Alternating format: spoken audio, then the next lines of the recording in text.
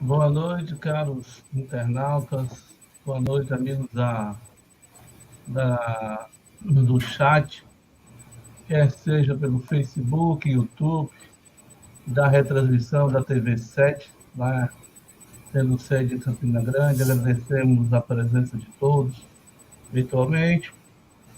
Vamos abrir a live da noite de hoje com nós, já não, como dizia Jesus, já não chamamos de servo e aí temos a pretensão de chamar não só de amigo, mas de irmão que já está conosco aí, nosso irmão Álvaro Moderrai. Vamos abrir uma mensagem preparatória desse livro, como é de praxe, todos vocês. A gente fazer uma leitura ao acaso. A oração do justo, capítulo 150. A oração feita por um justo pode muito em seus efeitos. Tiago 5,16. E disserta-nos Emmanuel, considerando as ondas do desejo, em sua força vital, todo impulso e todo anseio constituem também orações que partem da natureza. O verme que se arrasta com dificuldade no fundo está rogando recursos de locomoção mais fácil. A loba, cariciando o filhotinho no imo do ser, permanece implorando lições de amor que lhe modifiquem a expressão selvagem. O homem primitivo, adorando o trovão, nos excessos da alma pede explicações da divindade, de maneira a educar os impulsos de fé. Todas as necessidades do mundo, traduzidas no esforço dos seres viventes, valem por súplicas das criaturas ao Criador e Pai. Por isso mesmo, se o desejo do homem bom é uma prece, o propósito do homem mau ou desequilibrado é também uma rogativa. Ainda aqui, porém, temos a lei da densidade específica. Atire uma pedra ao vizinho e o projétil será imediatamente atraído para baixo. Deixa cair algumas gotas de perfume sobre a fronte de teu irmão e o aroma se espalhará na atmosfera. Liberta uma serpente e ela procurará uma toca. Solta uma andorinha e ela buscará a altura. Minerais, vegetais, animais e almas humanas estão pedindo habitualmente, e a providência divina, através da natureza, vive sempre respondendo. Há processos de solução demorada e respostas que levam séculos para descerem dos céus à terra. Mas de todas as orações que elevam para o alto, o apóstolo destaca a do homem justo como sendo revestida de intenso poder. É que a consciência reta, no ajustamento à lei, já conquistou amizades e intercessões numerosas. Quem ajunta amigos, amontoa amor. Quem amontoa amor, acumula poder. Aprende, assim, a agir com justiça e bondade, e teus rogos subirão sem entraves, amparados pelos versículos da simpatia e da gratidão, porque o justo, em verdade, onde estiver, é sempre um cooperador de Deus. Vamos fazer a nossa prece. Senhor Jesus, benfeitores espirituais da nossa casa, anjo guardião de cada um de nós, possamos estar com o coração aberto para ouvir as expressões orientativas e consoladoras vindo pelo nosso irmão Álvaro Moderrai, aonde, inspirado sobre a égide dos benfeitores, possa passar para todos nós a clareza e a precisão dos seus ensinamentos, coadunado com os dos benfeitores, para que possamos devastar a escuridão e a sombra que trazemos no íntimo de todos nós. Sendo assim, pedimos a permissão para dar por início o nosso a nossa palestra, o nosso bate-papo virtual da noite de hoje, formulando os votos de paz para todos nós. Que assim seja. Bom, Álvaro, já tem muita gente, mas algumas pessoas já te conhecem. Se você quiser fazer alguma colocação, fique à vontade. O tempo, você sabe como é, você que determina. Pode ir até meia-noite. Aí depois, 2 horas da manhã, a gente começa a fazer pergunta.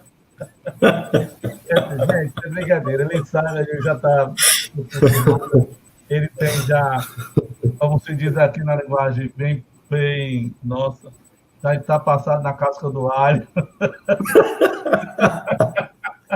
conosco aqui. Ele já sabe qual é o procedimento. Faço pergunta para que nosso irmão seja bem aproveitado, que é uma verdadeira enciclopédia, né? Que é simples quando é fechada, né? E mais profunda quando é aberta. Assim é Álvaro Mollenheim. Ficamos Oh, com meu ele. Deus. Uma ótima noite, Laelder, todos que estão nos ouvindo, na Web Rádio Sementes de Amor, no Recanto, na TV 7 e no Reviver. Eu acho que tem mais outras rádios, web rádios, não tem, Laelder? Eu acho que deve ter mais algumas outras, mas uma ótima noite a todos que nos acompanham. Laelder brinca comigo e fala assim, pode ficar à vontade. Já teve vezes a gente ficar mais de 2 horas. Mas hoje eu acho que eu não vou tomar esse tempo todo. E o assunto é muito interessante. O assunto de hoje é um assunto bacana, só que, mais uma vez, eu vou ser um destruidor de sonhos e de fantasias construídas ao longo de milênios, que estão relacionadas ao Antigo Testamento, onde, de hábito, nós lemos histórias com ensinamentos extremamente profundos, com conexões, profecias, predições e um conteúdo altamente atualizado para os nossos dias. Nós tivemos o hábito de, por milênios, lermos isso de uma maneira infantil, e a gente vai falar da história de Jonas, aquele que foi engolido pela baleia. Eu vou deixar aqui no começo falando baleia, mas já já a gente vai desmistificar. O livro de Jonas é um dos 39 livros do Antigo Testamento. Mais uma vez, a gente sempre diz, a gente não tem pretensão nenhuma de esgotar ou de colocar um ponto de vista como uma verdade absoluta. Existe muito a se estudar, muito a se aprender, e todos aqueles que tenham a falar, a gente deve aproveitar essas informações. Então, como de costume, Emmanuel sempre dá as diretrizes de como nós devemos nos aprofundar nos estudos dos livros do Antigo Testamento. Emmanuel, ele nos fala na questão 276 do livro O Consolador, que os textos sagrados do Antigo Testamento são fontes divinas do cristianismo. Se a gente vai encontrar um rio Amazonas com água do Evangelho fluindo da boca, do coração, do Espírito de Jesus, aqui nós estamos encontrando as gotas nascentes desse rio gigantesco de amor que a gente vem aprender.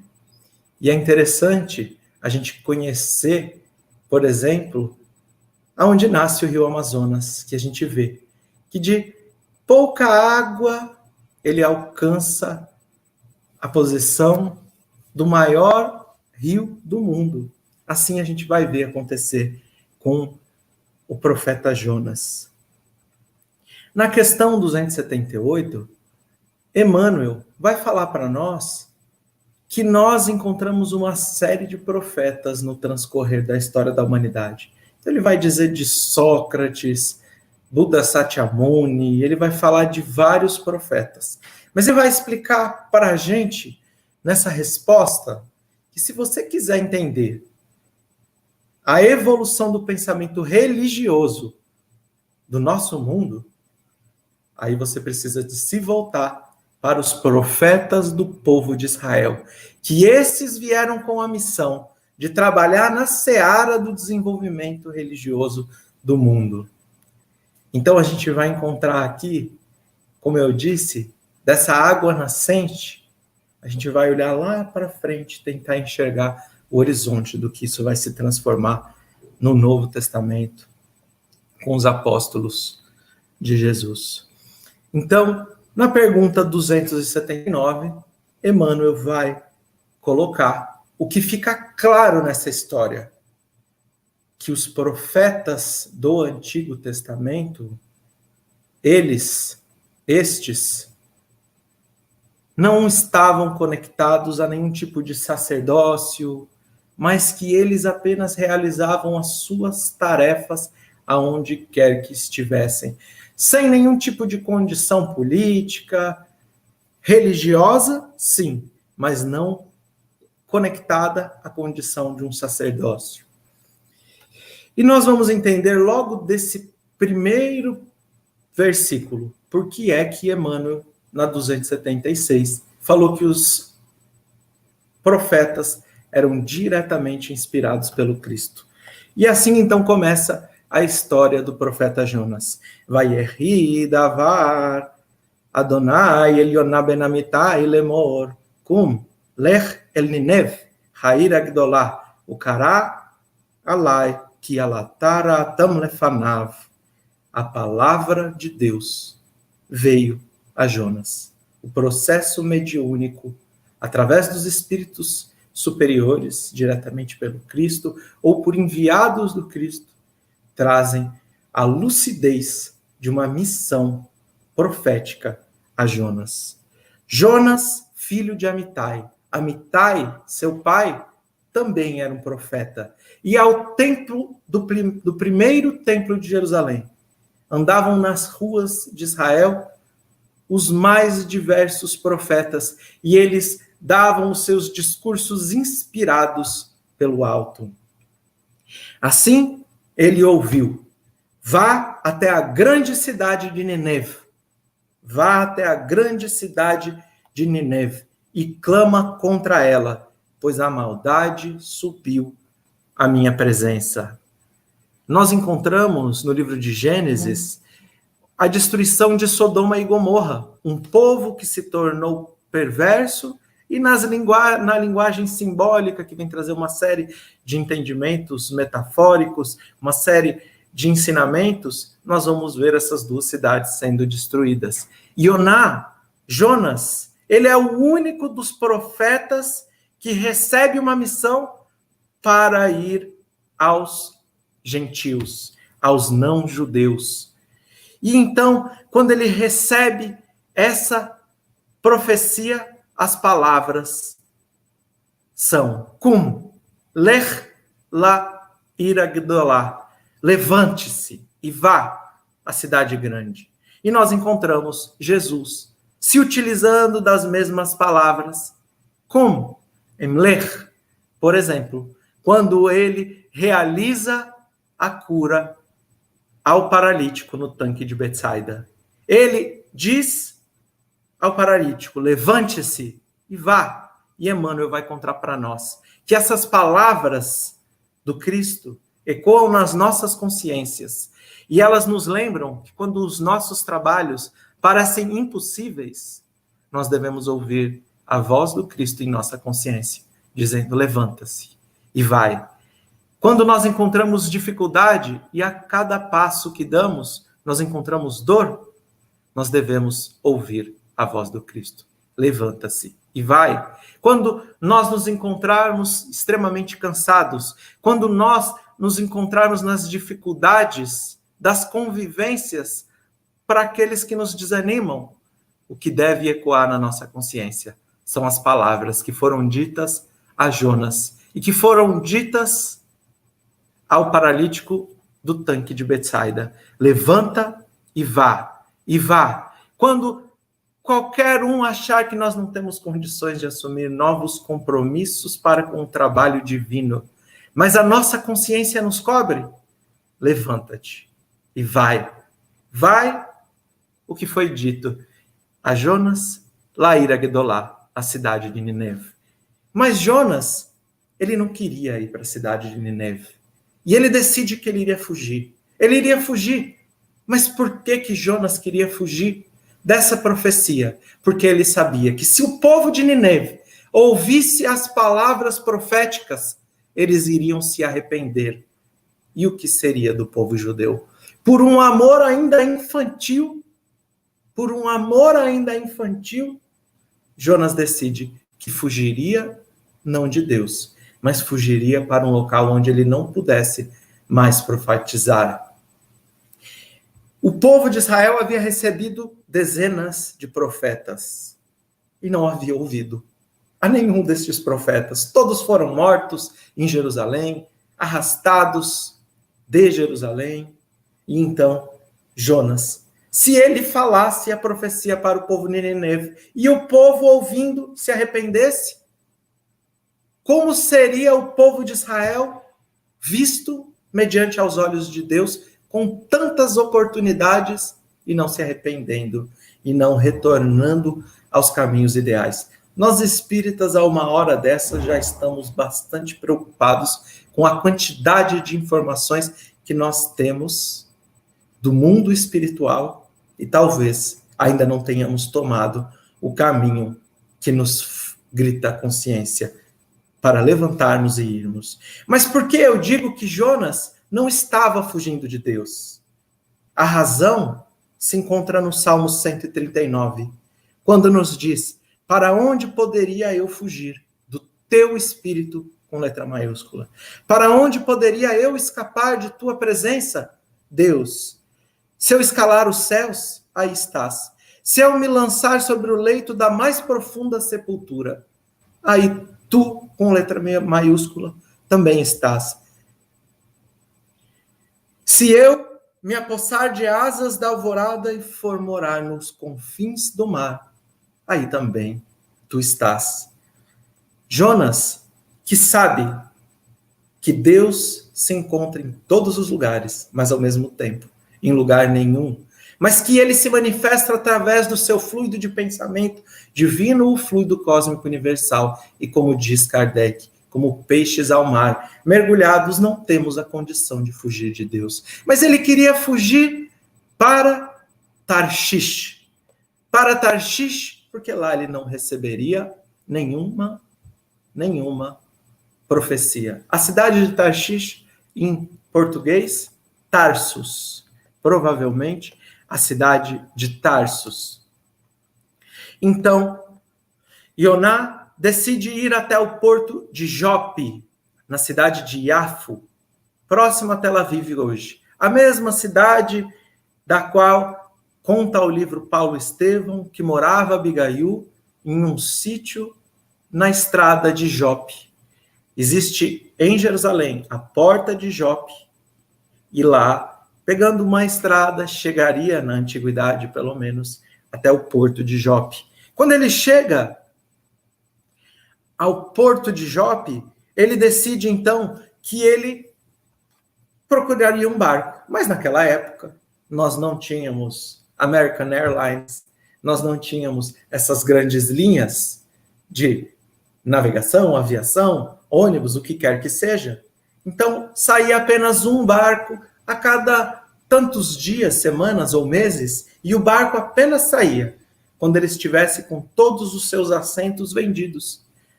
Jonas, ele tinha muita pressa.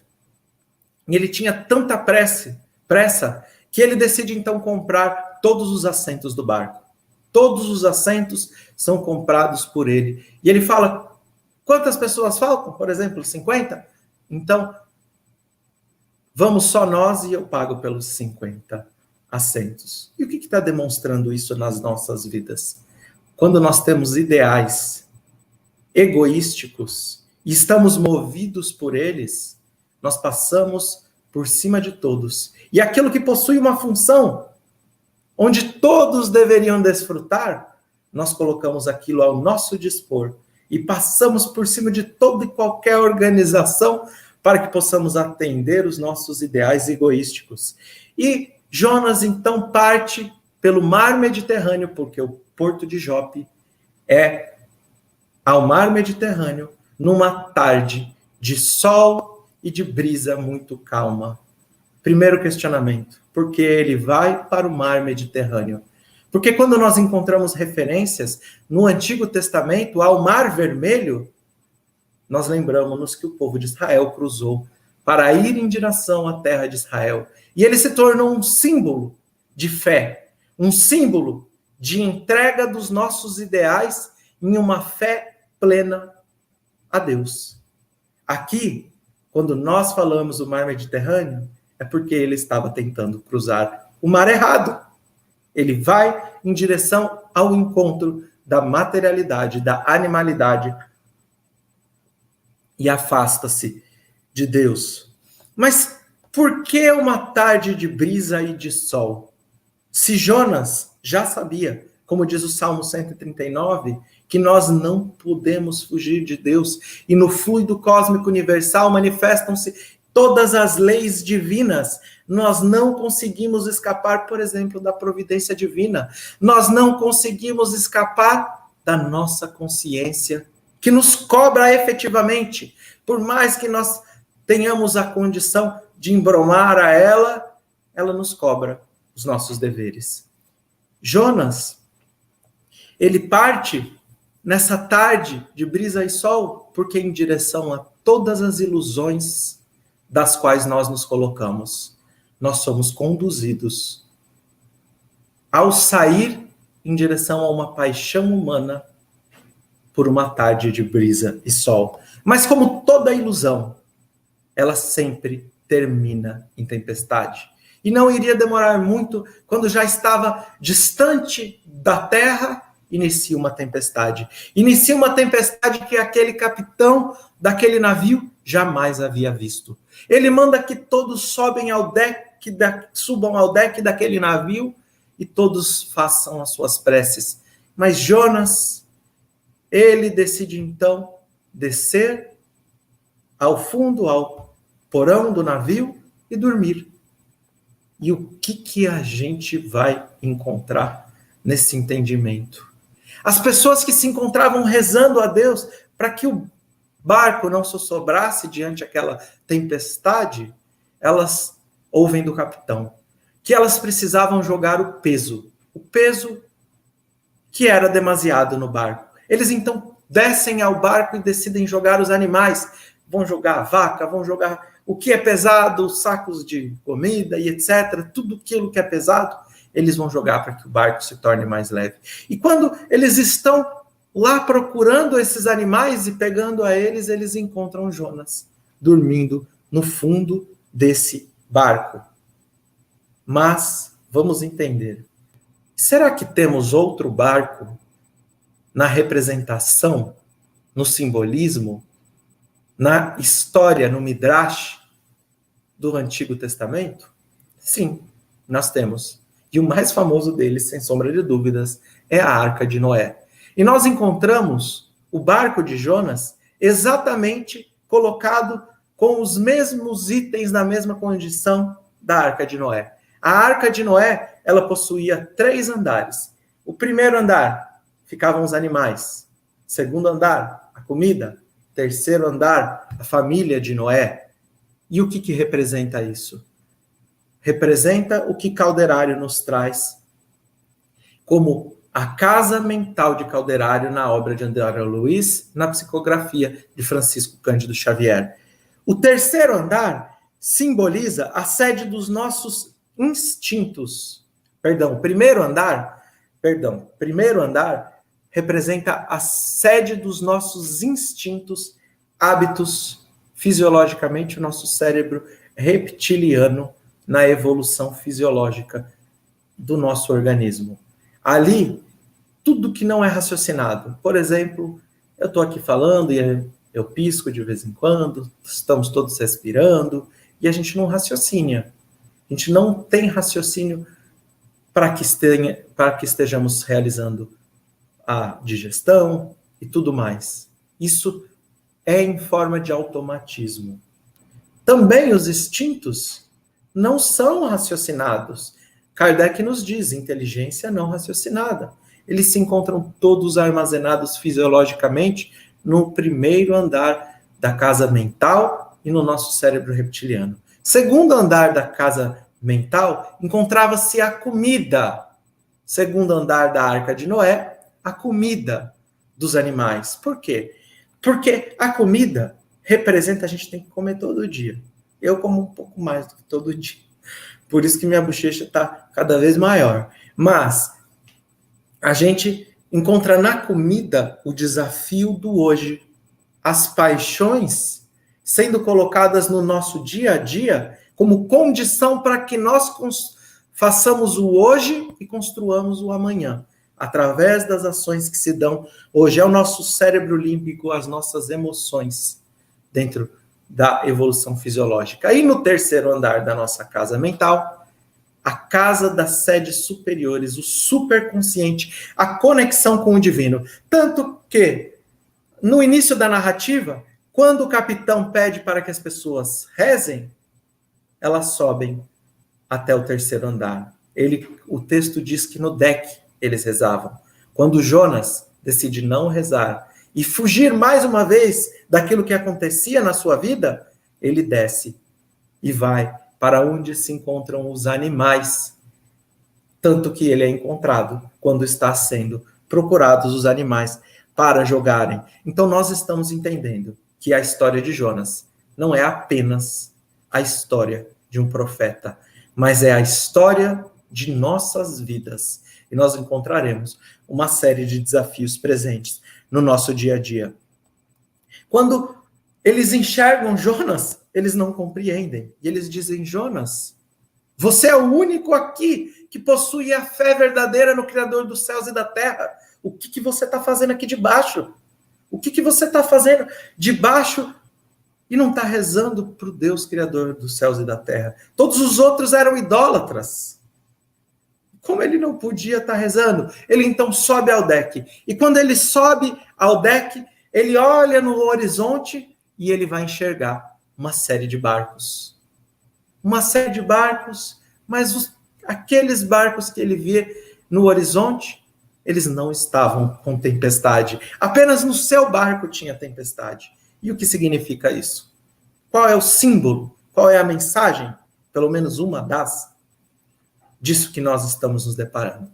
Quando nós abrimos o Facebook, o Instagram, as mídias sociais, e nós nos encontramos para conversas superficiais com amigos, principalmente os mais materialistas, sem nenhuma crítica, mas apenas para contextualizar, principalmente os mais materialistas, nós enxergamos uma vida bela. Nós vivemos uma tormenta psíquica no planeta. Nós temos, na obra de André Luiz, Cartas de uma Morta, na psicografia de Chico, por Maria João de Deus, nós temos a descrição de que o planeta azul do universo é visto pela cor escura da ausência da luz.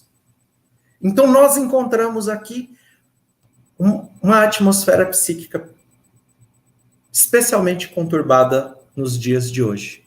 E nós abrimos o Instagram e vemos as pessoas na praia, as pessoas felizes. A gente olha para o horizonte de dentro da nossa tempestade e vê todo mundo feliz, que nem Jonas. Mas tem outra interpretação ainda aqui. Quando nós estamos vivendo a nossa tempestade e vemos o nosso barco quase sossobrando, nós somos obrigados a despertar para o horizonte. E se nós enxergarmos, como nos diz André Luiz no Agenda Cristã, se nós nos concentrarmos no horizonte, enxergaremos as mais belas paisagens. Mas se olharmos para baixo e enxergarmos apenas as pedras do nosso caminho, nós veremos grandes obstáculos. Enxergar para o horizonte e saber que toda dor é passageira, que todo sofrimento é passageiro, que não há dor, não há sofrimento, não há expiação, não há dificuldade que dure para sempre. Então, a gente olhar em um segundo nível de interpretação para o horizonte e enxergar a calmaria, é muito bom. Mas quando nós vivemos essas tempestades e somos obrigados a jogar o peso dos animais, o peso da comida, o peso de tudo aquilo que nós levamos no nosso barco, que efetivamente não é nosso. O nosso destino é a luz. Nós não temos que levar materialidade no nosso espírito, nós levamos porque ainda é a nossa condição evolutiva. Mas uma pedra totalmente pontiaguda, que acaba de nascer da lava de um vulcão e cai em um rio, no decorrer dessa viagem, ela vai desbastando as suas arestas, ela vai perdendo a sua materialidade e ela vai aprendendo a rolar rio abaixo, seguir o curso da purificação, seguir o curso em direção ao mar, perdendo os excessos. Então a gente joga a animalidade que habita no nosso primeiro andar da casa mental. Nós, aos poucos, vamos nos libertando de todo esse excesso de peso moral, dessas paixões, em função da tempestade. Mas, quando todos olham para Jonas e veem ele iniciando as suas preces, eles olham aqueles barcos no horizonte e veem que eles estavam em paz, eles pensam, deve ter alguém aqui que é culpado. Porque não é possível que todos os barcos do horizonte estejam em paz e o nosso não. Quem é o culpado dessa embarcação? Alguém fez alguma coisa para Deus. Deus está bravo com alguém, numa linguagem bem infantil. Vamos descobrir quem é. Como? Vamos pegar um chapéu, tira o chapéu da cabeça, escreve todos os nomes num papel, cada nome em um papel, mistura tudo e vamos tirar os nomes devagar, eles dizem. Eles tiram o primeiro nome, Yoná ben Amittai, Jonas, filho de Amittai. Eles pensam, pode não ser justo, vamos tirar de novo. Eles tiram de novo, Yoná ben Amittai, Jonas, filho de Amittai. Eles misturam os nomes e por várias vezes o único nome que sai é o nome de Jonas. E o que isso significa para nós? Qual é o símbolo? Qual é a mensagem? Qual é o midrash que está sendo contado para nós? Se nós repararmos, os judeus usam kippá, ou kippá e chapéu, mas andam com a cabeça coberta. Qual é o significado? Recordarmos-nos que Deus sempre está acima de nós. Porque no dia a dia, no corre-corre, no trabalho, nos nossos afazeres, a gente costuma se esquecer. Então a gente coloca uma kippá na cabeça e anda com ela o dia todo, para que a gente nunca se esqueça que Deus está acima de nós. Mas consultar aquilo que está acima de nós é consultar a espiritualidade superior, consultar a Deus. E como diz a pergunta 621, as leis divinas encontram-se escritas na consciência. Todas as vezes que consultam o que está acima, vem o mesmo nome, Yoná ben Amittai. Porque apesar de nós termos o hábito de terceirizar a culpa e arrumar centenas, dezenas de culpados para as nossas dificuldades íntimas, se nós efetivamente buscarmos na nossa consciência, a resposta vai ser sempre a mesma.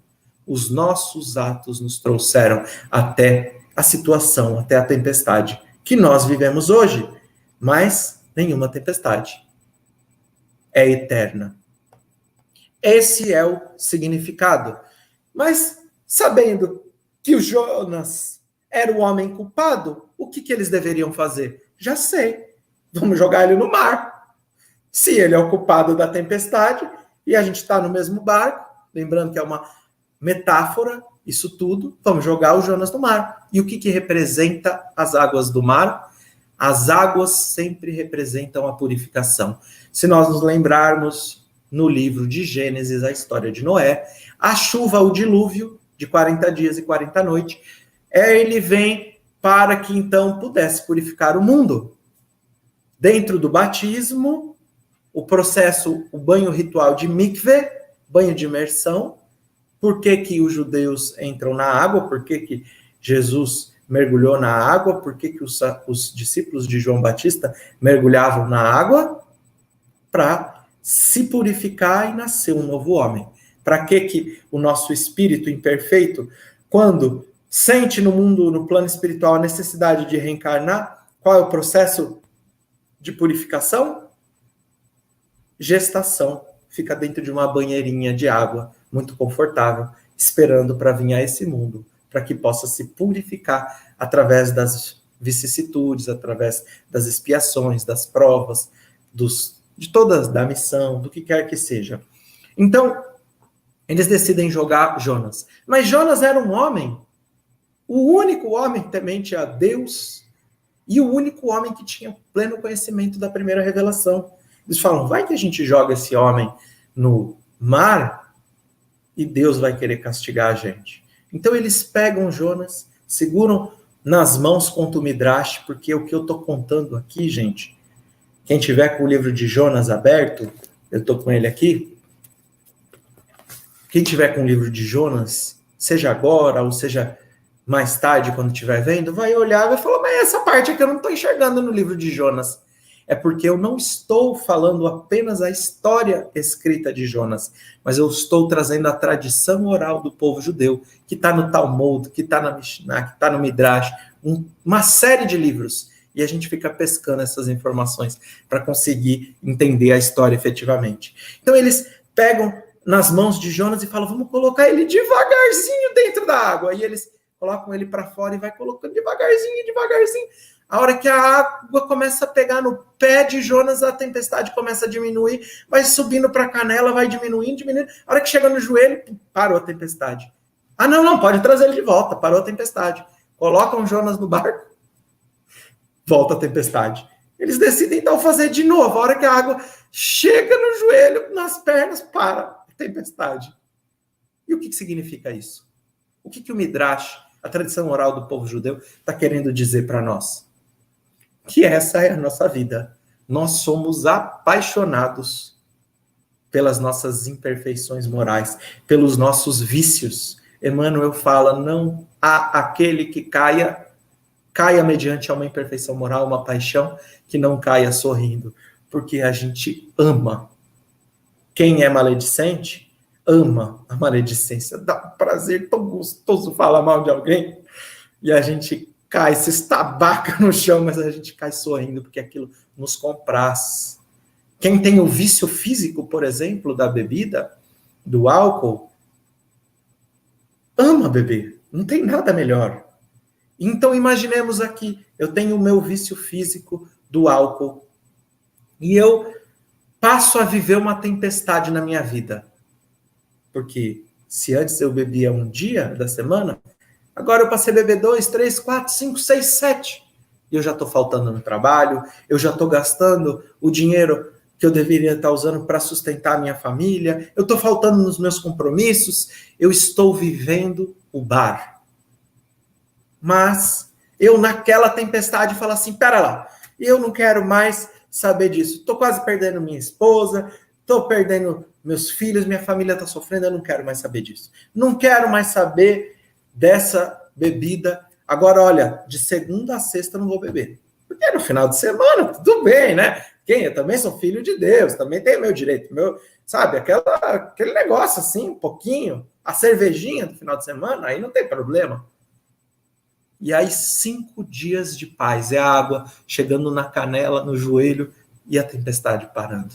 Chegou sexta-feira à noite, já recebe no WhatsApp aquela mensagem, hoje é sexta-feira. Já recebe aquilo, você já começa a pensar, não, porque vou sair daqui, eu vou só passar ali, tomar uma, e depois vou para casa. E começa a tempestade de novo. 3 dias bebendo, sexta, sábado e domingo, e segunda já não consegue trabalhar, a tempestade. E aí eu falo, não, peraí, eu vou parar de beber mesmo agora, só vou beber um dia da semana. E a gente vive nessa tempestade. É isso que está querendo mostrar para nós essa passagem do livro de Jonas, da história do Midrash de Jonas. Mas então, Jonas decide que deveria, ele, por sua vontade, mergulhar na água do mar. O único jeito da gente se livrar de um vício, efetivamente, seja moral, seja físico, é falar, eu quero me livrar de você. Sou eu que mando na minha vida. Agora eu vou criar um novo condicionamento. E eu estou disposto a mergulhar o meu espírito nas águas da purificação. E é isso que acontece com Jonas.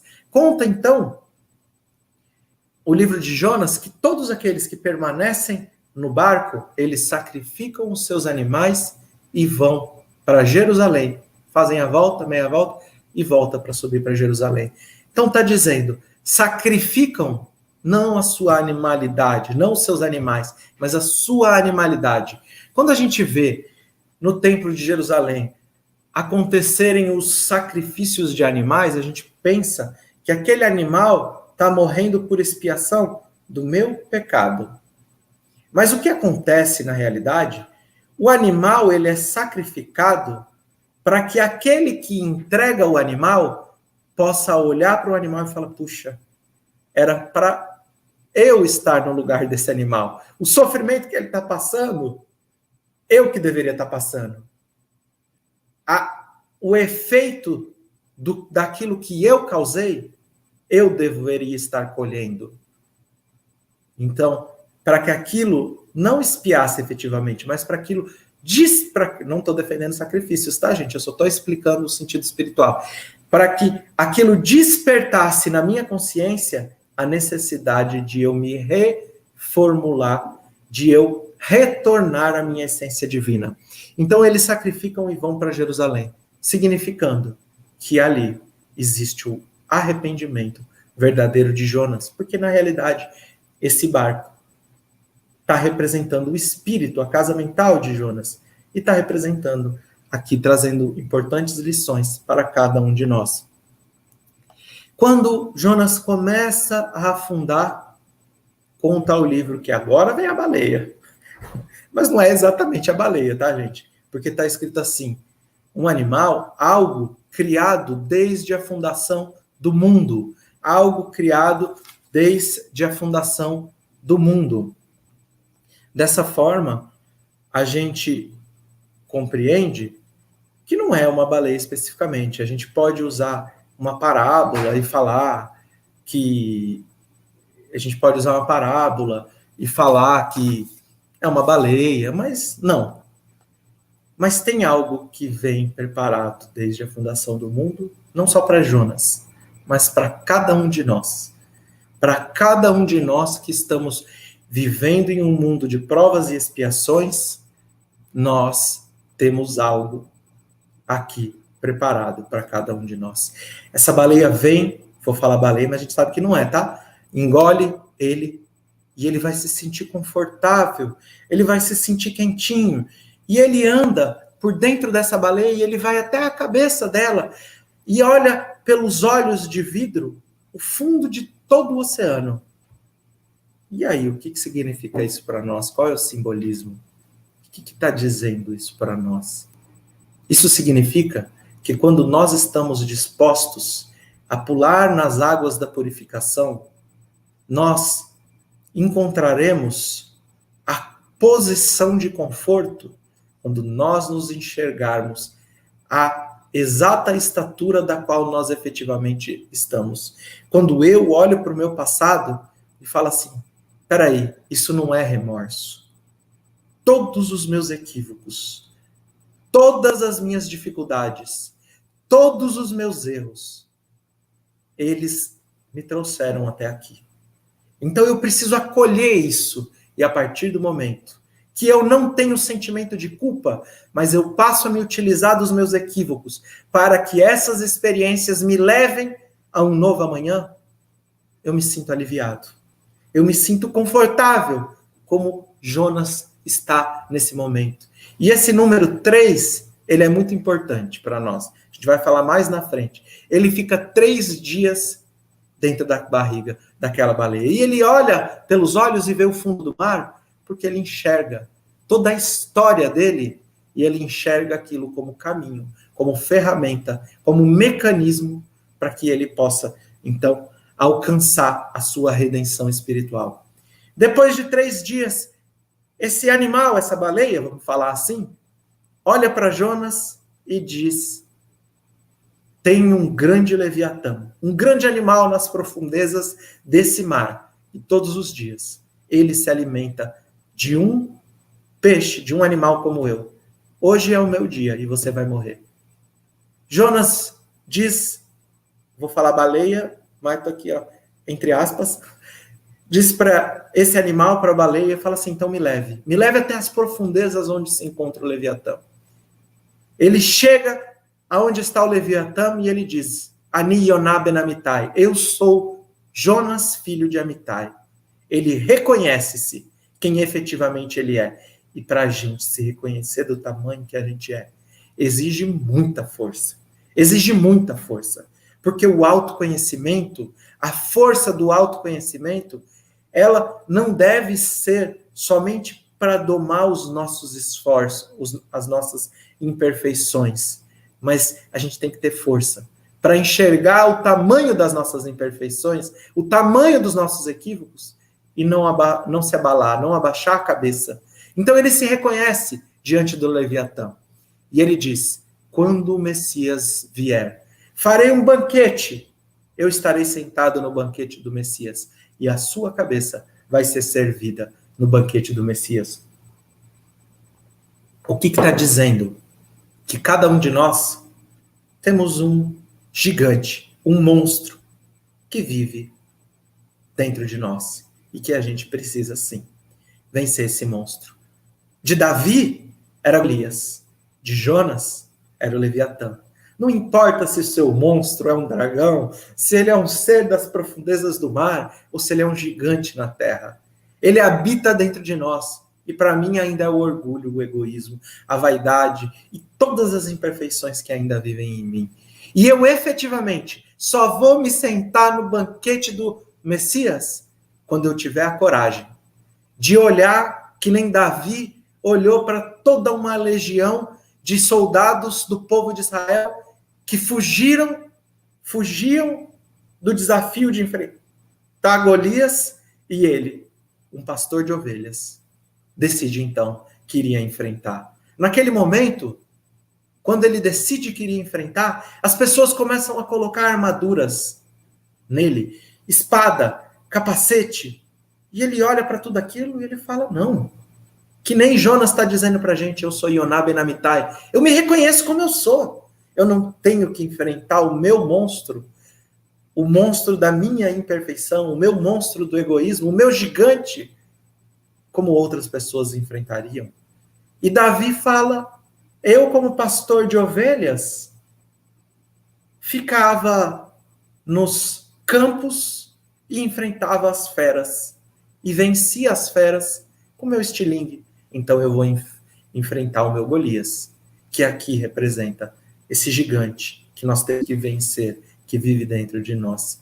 E nesse momento, Yoná decide que ele iria vencer o seu Leviatã. Aquele que por muitas reencarnações, talvez, tenha feito com que ele caísse. Agora, ele iria enfrentar. E é por isso que o texto diz que depois desse momento, ele é cuspido em terra firme. E ele vai caminhar 40 dias até chegar à cidade de Nínive, aonde ele deveria levar aquela profecia. Davi estava todo sujo, perdão, Davi não, Jonas estava todo sujo, ele estava todo sujo, porque ele tinha ficado dentro da barriga daquele ser, e ele foi cuspido em terra. E o que isso representa? A gente está sujo, porque essa história a gente já percebeu que não é apenas a história de Jonas, mas é a história que nós estamos vivendo em nossas vidas. O que representa? Representa que às vezes a nossa consciência aponta dentro de nós uma missão, não que seja grandiosa aos olhos do mundo, mas que é grandiosa para o nosso íntimo. E a gente se sente às vezes pequeno, e a gente se menospreza e fala, mas eu, sujo desse jeito, vou levar uma mensagem a toda uma cidade, a toda uma nação? E todos nós temos que levar uma mensagem para toda a nação, para todo o mundo. Porque como dizia Mahatma Gandhi, um único coração que aprende a amar neutraliza o ódio de milhões.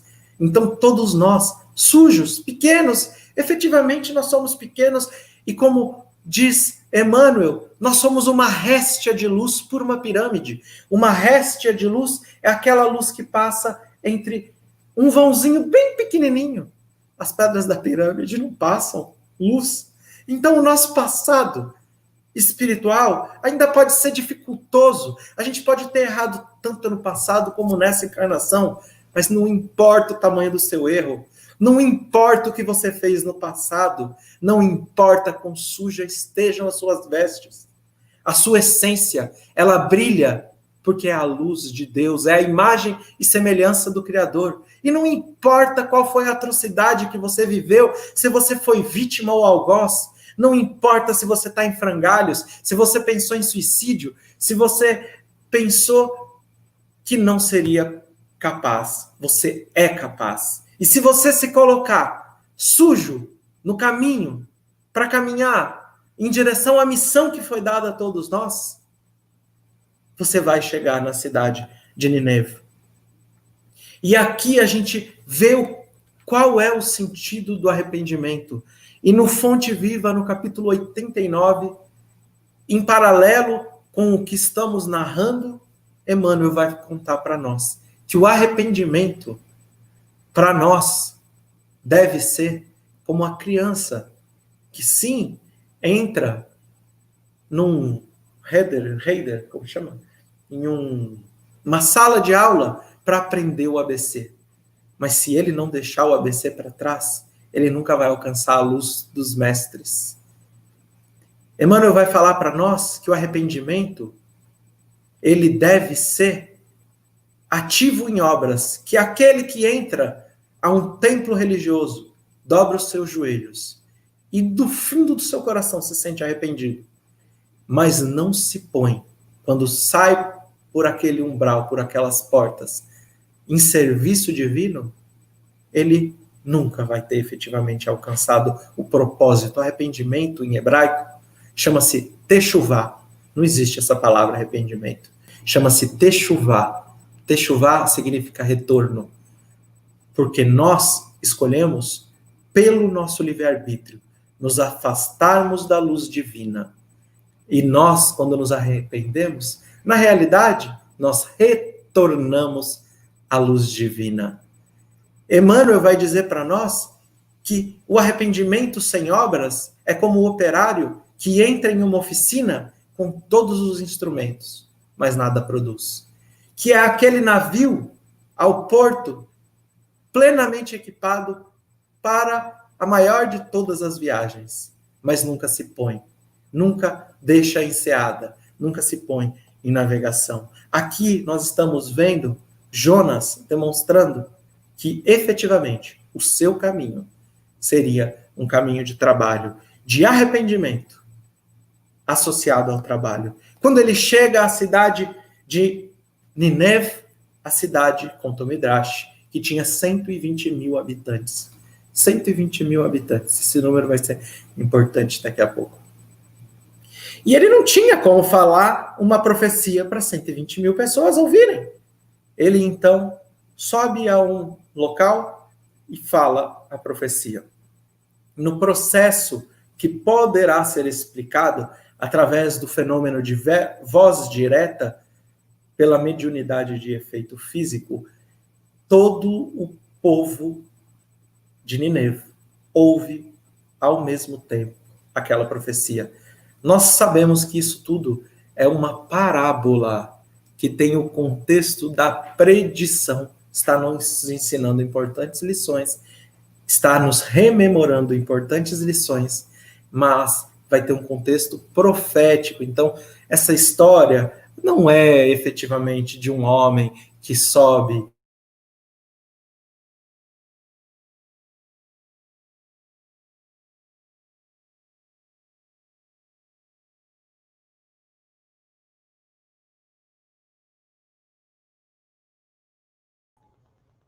Deu um problema na internet do nosso irmão Álvaro. Vamos tentar entrar em contato para ver se a gente... eu acho que ele já está ciente.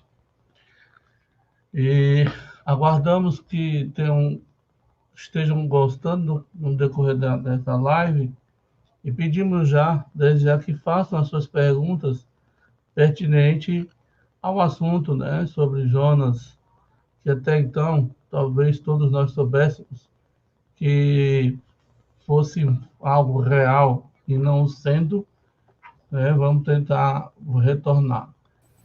Voltando ao ar, Voltei. sem perder o oxigênio. Caiu, mas não se machucou, não. Não, só deu uma raladinha no joelho, mas já tô de pé. Ah, tá ótimo. Saiu da boca da baleia. Isso aí. Continua, meu irmão. Então Um vamos abraço. continuar. Até já já. Então vamos continuar. Jonas, quando, como nós estávamos falando, essa história, é claro que ela é cheia de metáforas, como todo o Antigo Testamento, como as parábolas de Jesus. Elas vêm no propósito de instigar a nossa consciência a encontrar algo maior do que nós enxergamos hoje. Procurar a Deus é sempre ter o desafio de enxergar algo a mais. Porque a gente, até hoje, não conseguiu ainda alcançar a plena visão da essência de Deus como os espíritos crísticos. Então, quando ele fala, aquilo se repete por toda a cidade de Nineve. E o rei de Nineve se chamava Anaspir. Anaspir, ele quando ouve aquela profecia, conta que ele desce do seu trono, ele tira as suas roupas, aderet, as roupas de púrpura e linho, e joga ela no chão. E ele manda com que todos iniciassem um jejum, e que todos, inclusive os animais, deveriam jejuar. O que está contando para a gente isso? O que significa? Então, se vestir de púrpura e linho é uma expressão que nós encontramos no Evangelho de Lucas, nós encontramos em algumas passagens do Evangelho. Vestir-se de púrpura e linho, Emmanuel, ele conta o que é, mas não conta de onde ele tirou. E agora a gente vai saber de onde Emmanuel tirou. Ele conta que é vestir-se de orgulho e egoísmo, estar vestido no egoísmo.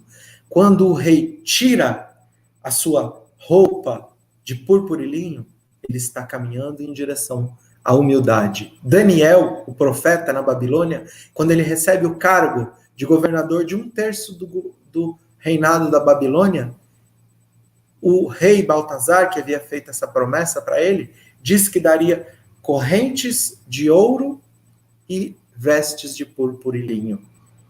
Essas vestes são negadas por Daniel. Daniel, na condição de, quem sabe, um dos mais evoluídos espíritos de todos os profetas, ele se torna governador, mas ele não se veste em púrpura e linho. Ou seja, ele permanece conectado à essência de Deus. Aqui, o rei Anaspir está mostrando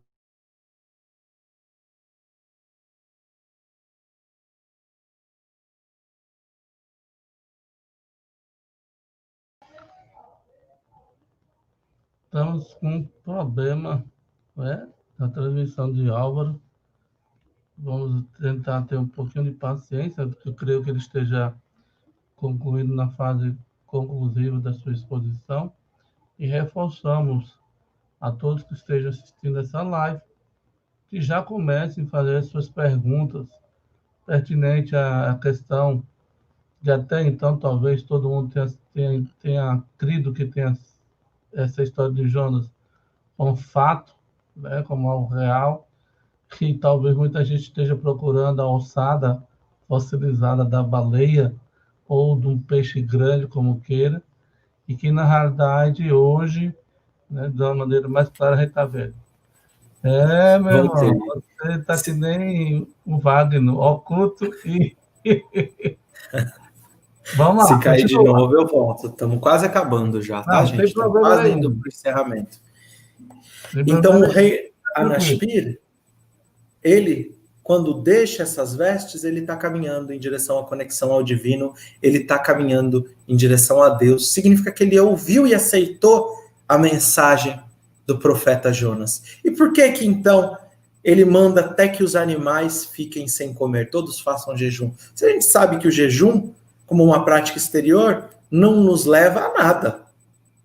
Porque aqui é o simbolismo de que deixando de alimentar os animais, quer dizer, deixando de alimentar a nossa animalidade, nós estamos nos aproximando de Deus. Deixando de alimentar todos aqueles animais que se encontram no primeiro andar da nossa casa mental, a gente vai estar rompendo com ciclos viciosos, com ciclos que poderiam se arrastar por longo tempo.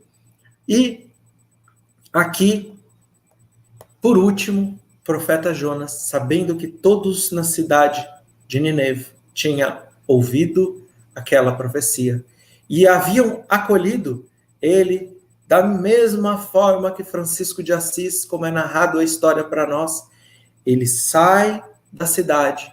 Ele fica fora da cidade, a gente já vai entender qual a conexão com Francisco de Assis. Ele fica fora da cidade, olhando para ver o que ia acontecer. O que fariam com a profecia que ele levou? O que efetivamente o povo de Nínive faria com a profecia que ele revelou?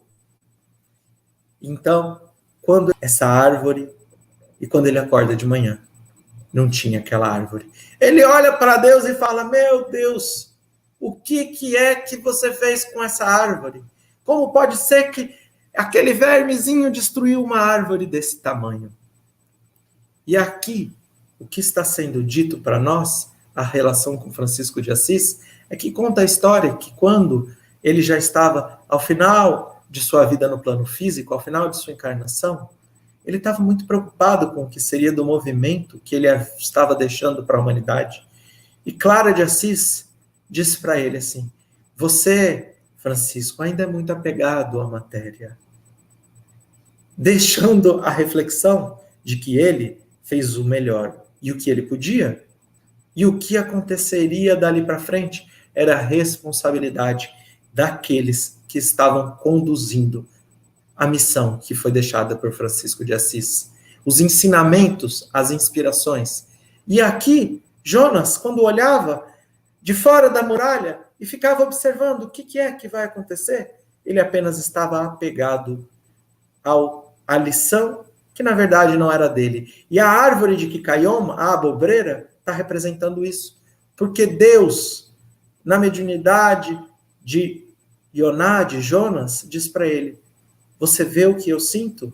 Se você, que não cometeu nenhum esforço para que essa abobreira crescesse, está reclamando, está sentindo a dor de que um pequeno verme que acabou com a árvore toda, imagina eu com o povo de Israel. Imagina o que eu estou sentindo com o povo de Israel, que diferente de um profeta, recebeu dezenas de profetas.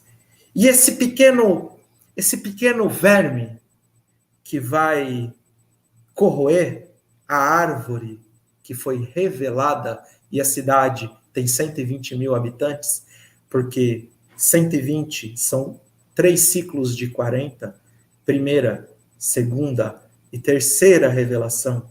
O pequeno verme que fez com que nós falhássemos na primeira revelação e que fizéssemos da primeira revelação o que não são eles os responsáveis, mas somos nós, humanidade, os responsáveis pelo que fizemos com as palavras dos profetas, pelo que fizemos com os ensinamentos do grande missionário Moisés, pelo que fizemos com os germes do cristianismo.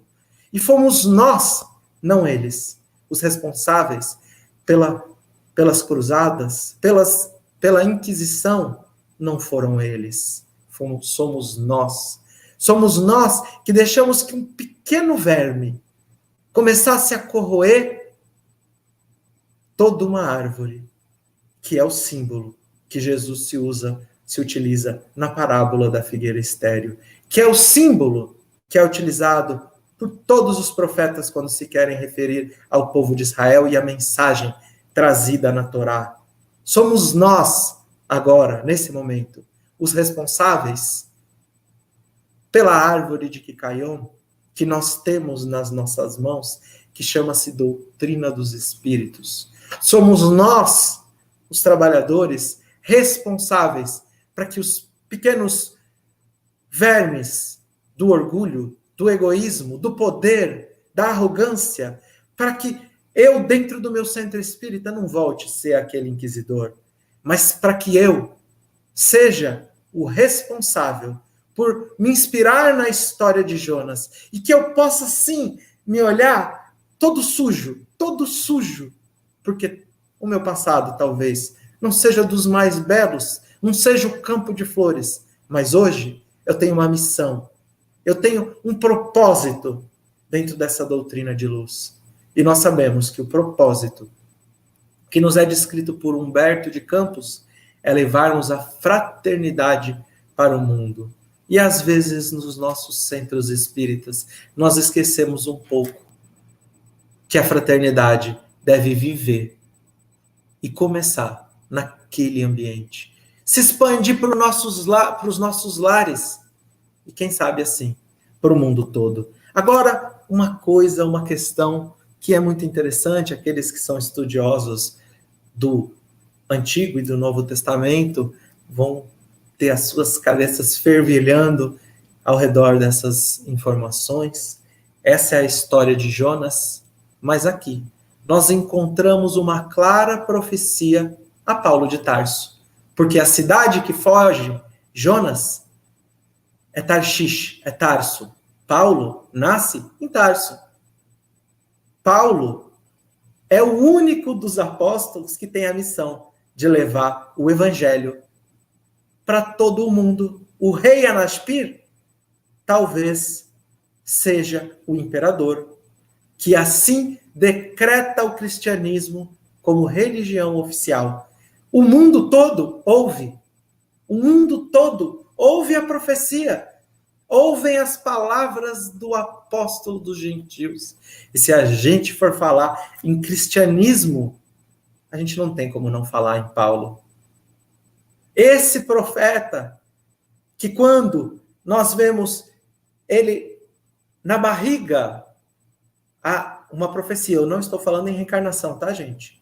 Eu estou falando em profecia, em predição. Quando nós vemos ele na barriga, Jonas, na barriga da baleia, nós estamos falando da encarnação de um homem que é o vaso escolhido, preparado, nascido em Tarso, uma cidade grega, cidadão romano e doutor da lei, para que pudesse caminhar e ser cuspido na terra, para que ele levasse essa mensagem para todos nós.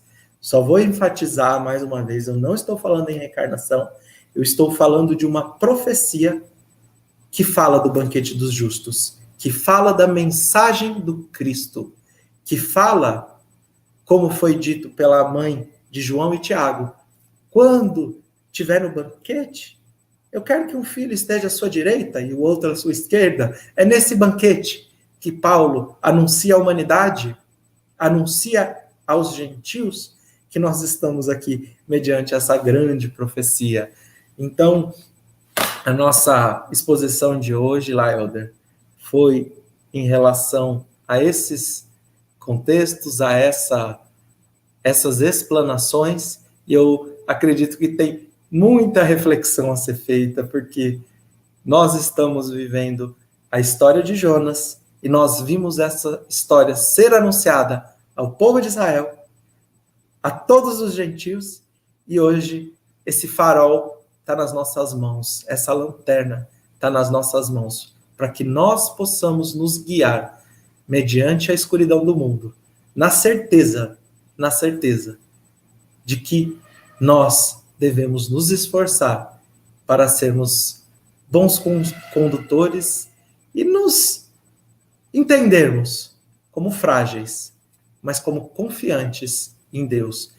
Lapidarmos a nossa fé raciocinada através da doutrina dos espíritos para caminhar nessa senda de progresso. Você está mudo, seu microfone. Toda vez eu esqueço quando eu volto. Então, a função de uma profecia não é para que ela se cumpra. Seria um aconselhamento divino para mostrar o que é ou que pode ser feito para que ela não se cumpra. Seria mais ou menos isso. Isso, porque a gente não pode ter algo, isso vai acontecer, uma serve de alerta para que nós saibamos como nos conduzir para que possamos escolher os melhores caminhos. A história de Jonas é uma história belíssima, né?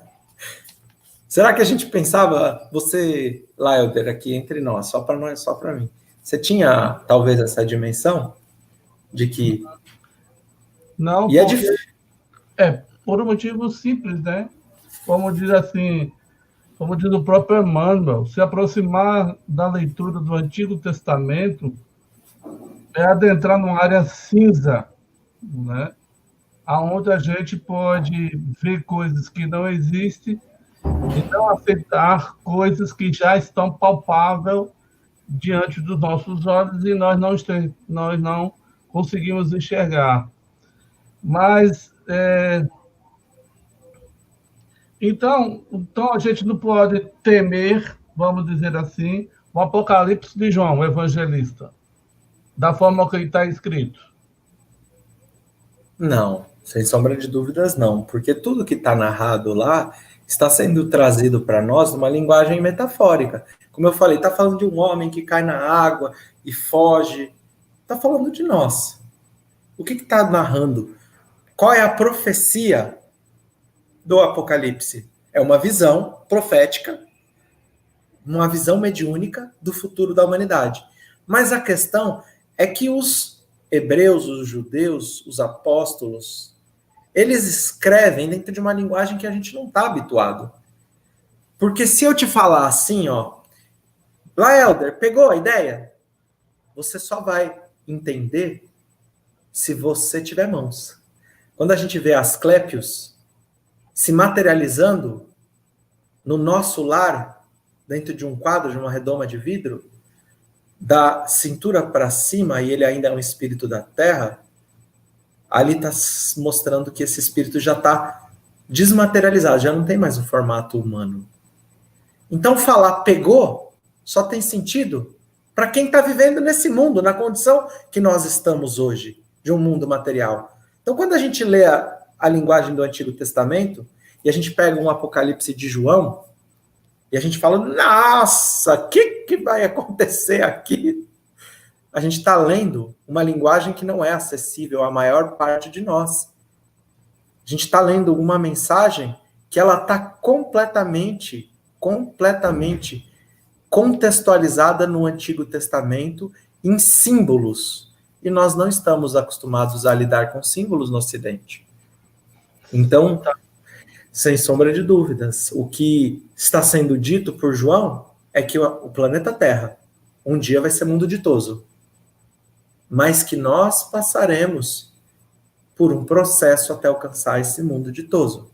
Mas esse processo não é de destruição.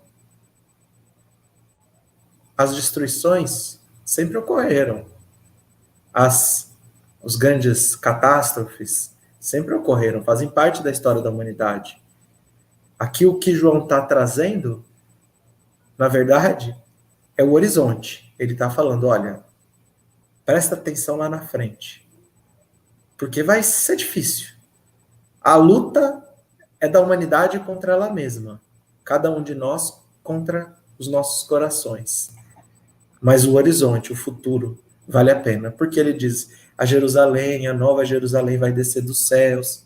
Não é uma cidade, mas é o contexto da conexão com o divino. Certo. Álvaro, o simbolismo, como você mesmo disse, permeia, né, a linguagem do Antigo e do Novo Testamento. Muito mais ainda quando a contextualização do momento histórico daquela frase, daquela parábola que é expressa. Uhum. O significado você colocou para o orgulho e a vaidade, que é púrpura e linho. Esse significado é algo aonde a gente for ler púrpura e linho no Antigo e no Novo Testamento.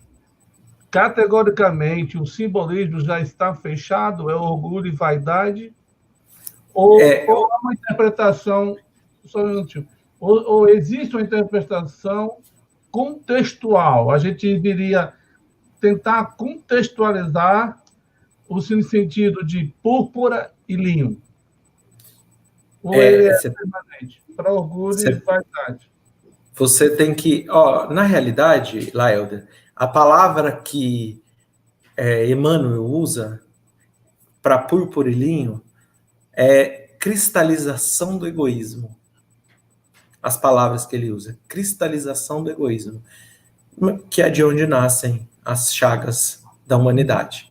Então, a gente pode tirar aí qualquer chaga, mas sempre o contexto é importante. Esse é o nosso roteiro.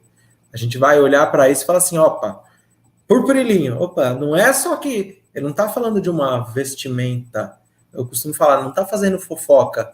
Vamos falar, a gente pega aquela revista lá de fofoca e está escrito, fulano no red carpet, no carpete vermelho lá do Oscar estava usando tal roupa. Quando a gente vê lá, acho que o Mancebo Rico, o Mancebo Rico, eu acho que Lázaro, o rico da parábola, ele mesmo. O rico da parábola de Rico e o Lázaro, no Evangelho de Lucas, ele se veste de púrpura e linho. Então não é uma fofoca. Olha, lá no carpete vermelho ele tá usando púrpura e linho, hein? Que bonita a roupa. Tava usando uma joia, não. Ele tá falando pra gente, olha, durante o processo de encarnação dele, ele cristalizou o egoísmo e ele se vestiu.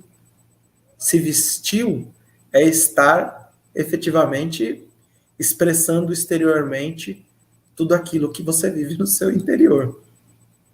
Então a gente tem que contextualizar. Como eu falei, por que Jonas saiu sujo? Por que está falando que ele está sujo? Eu tinha pedido para um amigo, ele me mandou, só depois a mensagem eu vi, para o Luiz Fernando Grijó me falar uma frase que a dona Ergovina, sobrinha de Eurípides Barçanufo, falou para ele. Quando Jonas sai vestido sujo, com suas roupas sujas, é o momento que na nossa vida a gente fala assim, a gente olha e fala, meu Deus, com esse passado, será que eu posso fazer algo de bom? E ele falou que uma vez ele estava andando num jardim lá em Sacramento, e ele pensou e falou, mas eu sou tão pequeno, para que ele só pensou, para que eu vou caminhar? Será que eu vou poder andar nesses caminhos? Vou poder concretizar esse bem na minha vida que me proporciona a doutrina espírita, o que a conversa refletia? E ela contou que uma vez ela viu uma folha descendo de uma árvore e ela falou, essa folha não é do meu jardim, ela veio de longe. Mas se ela veio de longe, ela tem um propósito.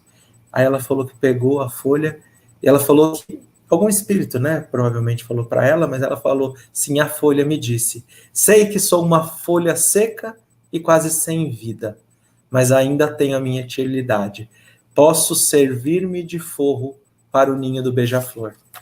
Então, você vê essas expressões, elas estão querendo trazer reflexões importantes. Só mera curiosidade, eu tinha uma curiosidade. Sendo a vida de Jonas uma parábola, quem é que criou-a?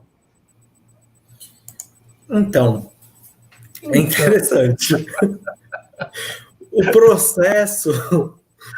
Essa pergunta é muito boa, não é pouco boa, não. O processo de autoria na antiguidade é diferente do nosso. Então, se a gente pegar, por exemplo, vamos supor algumas explicações que eu trago a vocês. Se eu escrever um livro, eu vou assinar lá Álvaro.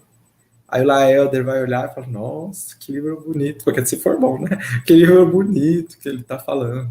Mas a autoria desses pensamentos não são meus. Eu só faço as pontes de conexão. Eu só faço as pontes.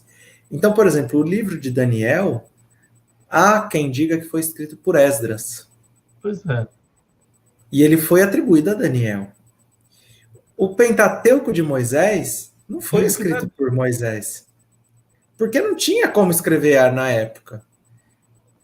Então, o livro de Jonas pode ser que essas são as pregações que ele fazia.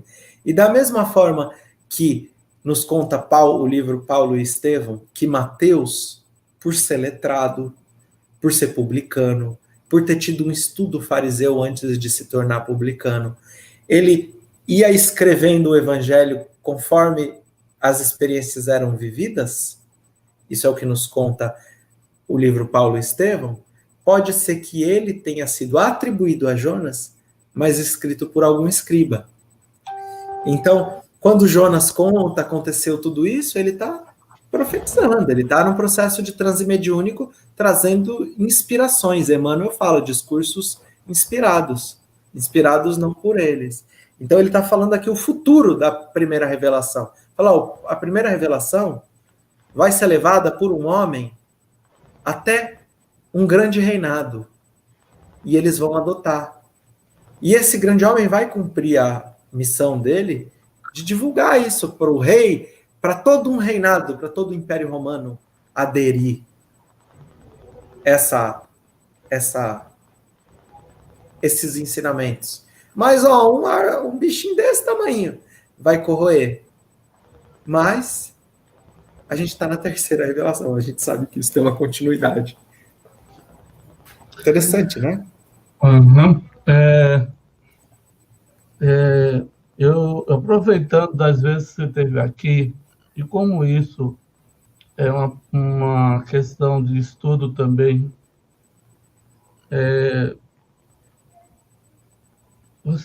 há uma metodologia educacional, vamos dizer assim, de uma parábola que efetivamente ela é realizada, ela é interpretada, né? A pessoa, digamos assim, se não me falha, foi Isaías, né, que andou nu, né, no contexto para apresentar, até você lá atrás mencionou isso. Essa expressão, ele andou nu, é literal ou simplesmente é metafórico essa informação? Quando tem uma interpretação, você disse que foi uma parábola interpretada, né? Ela foi encenada, vamos dizer assim. É encenação no termo literal mesmo, no texto?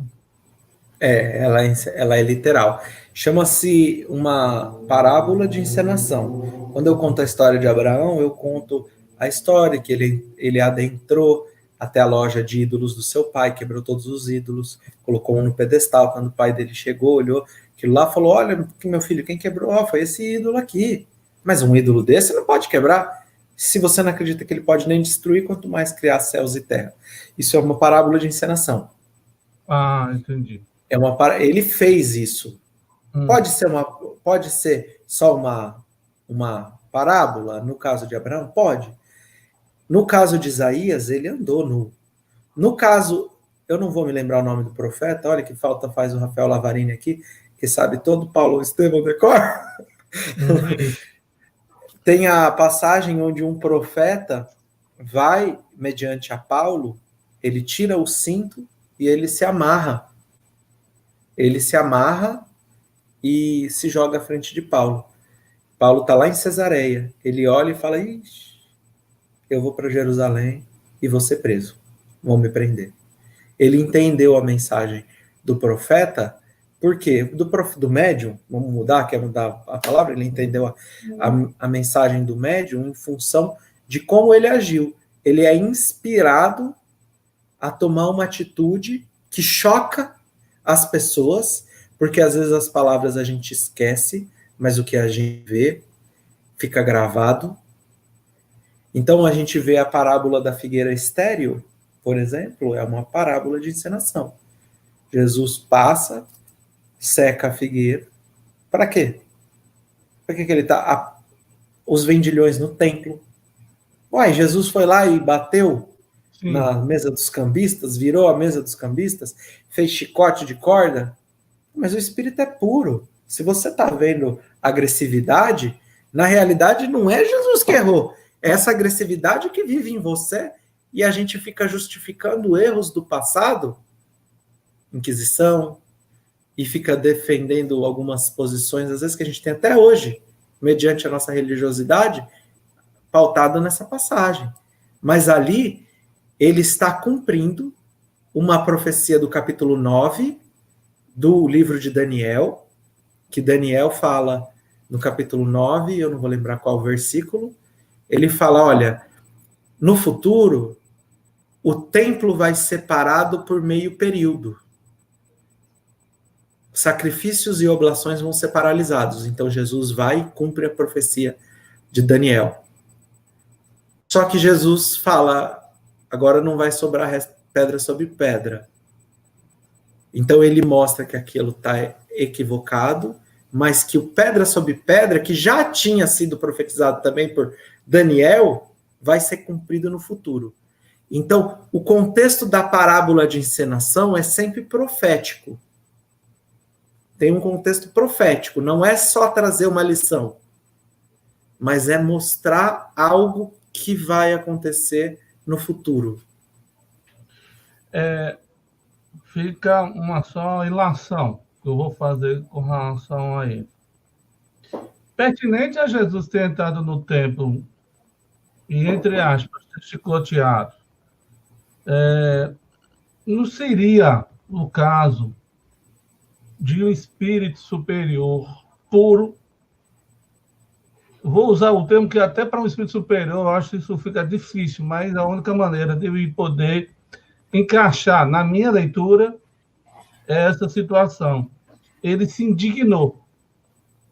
Ele se indignou diante daquilo que estava ocorrendo, as pessoas simples sendo usurpadas, né? Os que tinham poder sendo economicamente explorando as pessoas mais vulneráveis socialmente, além do que a forma como era apresentada a oferenda do templo, você não podia trazer a sua criação, no caso, a pomba, o animal, você tinha que comprar aquele que era criado dentro do templo, porque era consagrado. Segundo alguns historiadores, na realidade, essa consagração era porque a criação desses animais, quem era detentor eram os próprios doutores do Sinédrio. Então, eu vejo assim, Jesus abre o leque de indignação espiritual de um espírito puro. O que é que acontece? O pessoal, vendo aquele facho de luz, né, se debanda, sai debandada. Quem está do lado de fora olha assim e diz, vixe Maria, o homem pegou o chicote e está chicoteando todo mundo. Boca ouvido, fala o que quer, ou diz o que bem entende.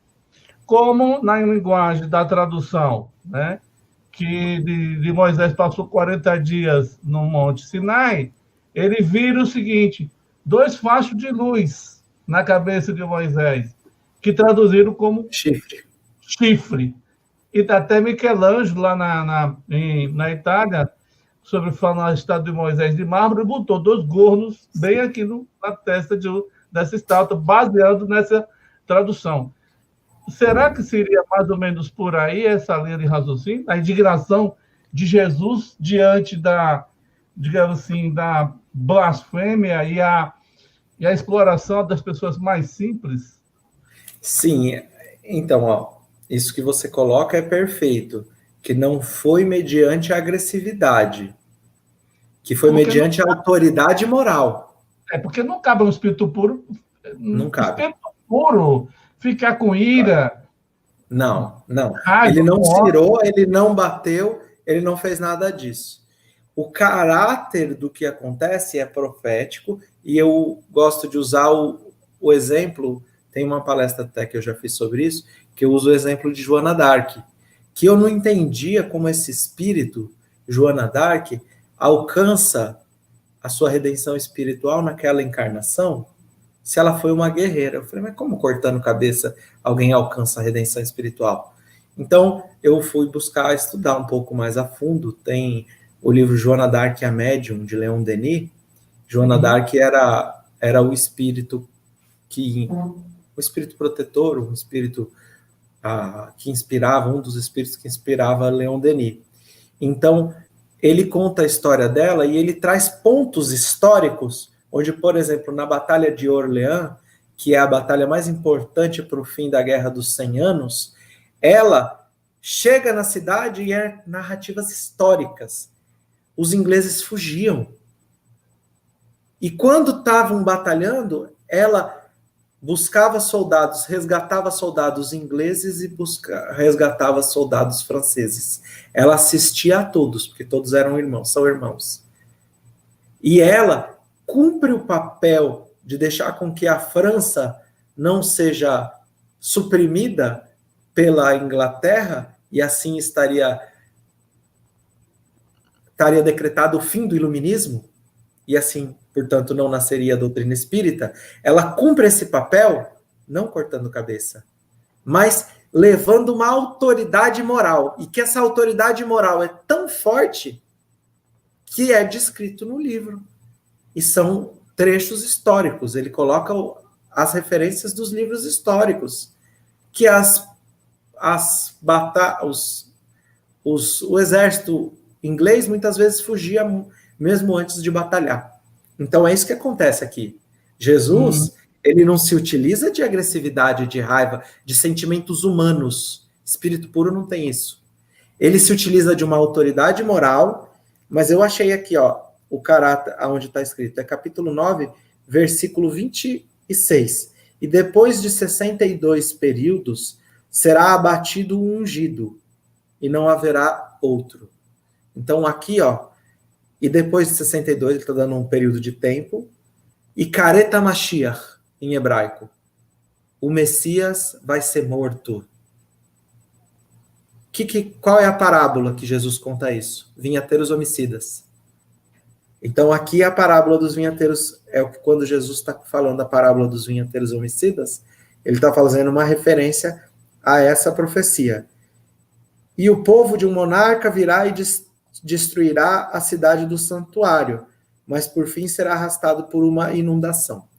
Então, ó, o povo de um monarca, Roma, quem é que está descrito lá para nós no livro há 2000 anos? Mas quem é que cerca o templo de Jerusalém? Tito. Então, de um monarca, o imperador, vem e destrói a cidade e o santuário, destrói Jerusalém e o templo. E depois será decretada uma guerra. E aí, o versículo 27, aqui a gente entrou os vendilhões do templo. Por um período, ele forjará pacto consistente com os poderosos, e por meio período, aqui, ó, ele abolirá sacrifícios e oblações. Abominações serão praticadas, então ele fala que estava acontecendo uma série de impurezas espirituais. O templo se tornou um covil de lobos, como ele diz. Mas o Messias está aqui no Apocalipse de Daniel. Isso é o Apocalipse escrito por Daniel. Então, está aqui que o Messias ele vai entrar no templo, ele vai ser morto depois, mas ele vai parar sacrifícios e oblações. Então, quando Jesus vai, por que isso acontece? Para que todas as pessoas que olhem as profecias, todos os estudiosos, sabendo, como disse aqui o profeta Jonas, que recebendo uma série de profetas, o povo de Israel não aceitou como um todo, vamos dizer, o Messias, aqui está sendo dito para nós, olha, tem todas as pistas, quem tiver olhos veja, quem tiver ouvidos ouça, e eu não estou falando isso com o caráter de converter ninguém, eu sou judeu, eu sou feliz com a minha... Mas não estou querendo converter nenhum judeu, não sou, como fala, judeu messiânico, não sigo essa linha do judaísmo, eu adotei o cristianismo como positivo para mim. E eu falo isso como alguém que se dedica às letras, não no sentido de converter. Deixar isso claro, tá lá, Helder, porque às vezes as pessoas podem achar, o Álvaro está querendo converter todos os judeus. Não estou querendo converter ninguém. Continuem a fé e sigam o evangelho. Sigam a essência do Novo Testamento. Então a gente encontra isso aqui, sem sombra de dúvidas. O que acontece ali é mediúnico. Jesus está no templo, é mediúnico. Acontece uma parábola de encenação com caráter profético, onde vai ser simbolizado depois a destruição, mas com certeza absoluta. Ele se utilizou de autoridade moral. Ele não fez chicote, não bateu em ninguém, e virar a mesa dos cambistas, se a gente ficar com a letra, a gente mata o espírito. E quando a gente lê essa passagem, a gente tem que encontrar a essência de um espírito puro, e não as letras de homens que ainda não têm a condição de escrever, talvez, ou de interpretar da melhor forma qual foi o propósito desse espírito. Depois aí a gente conversa, porque me veio algumas ideias na sua fala aí, senão a gente vai prolongar muito, vai lhe dar um castigo bastante inapropriado. Mas já estamos com 1h40 já de live, vamos fazer a nossa prece. Digamos assim, agradecemos a sua atenção, Álvaro, e também o pessoal que a gente colocou agora, Ceará Mirim, Poço Branco, Cuité, Ceará Mirim, Rio Grande do Norte, Poço Branco, Rio Grande do Norte, Cuité, da Paraíba, agradecemos Campina Grande, Paraíba, através da transmissão da TV7, que nos tem feito esse socorro bastante proveitoso em todas as nossas lives. Campo Grande, Mato Grosso do Sul, Natal, Rio Grande do Norte, Salvador, Bahia. E dos estados, além da Rádio Semente, né? Amanhã, que também tem transmitido. Está aparecendo aqui São José de Santa Catarina, Eliane Tives. Muito obrigado também pela sua participação. Se inscrevam, dê o like, comente essa live e nos ajude a chegar a uma quantidade de 1.000 ou mais de 1.000, divulgando esse canal, né, se inscrevendo no nosso canal. Então, temos, para os que estão nos assistindo, várias surpresas em setembro. Manuela Ricciardi, eu vou chamar Ricciardi, de Lisboa, Portugal. Acho que ela vem te acompanhando há um bom tempo. Agradecemos também, lá de uma Lisboa, amiga querida, né, que tem nos assistido. Divulgue-nos, né? Dá o like aí, comenta, compartilha, faz a inscrição. Precisamos, né, chegar a uma quantidade de inscritos que a gente está um pouquinho se aproximando, né? Devagar, mas precisamos fazer essa campanha de inscrição no canal YouTube, né? Então, vamos fazer a nossa prece, agradecendo a presença de todos, e dizer: Senhor, já anoiteceu, mas é o momento onde as estrelas intensificam mais o seu brilho, que na realidade é a véspera do amanhecer sendo anunciado, para que a tormenta e a angústia da escuridão não nos envolva. Porque se até ontem tivemos medo das travessias pelas quais nós passamos, não foram estes que nos trouxeram até aqui,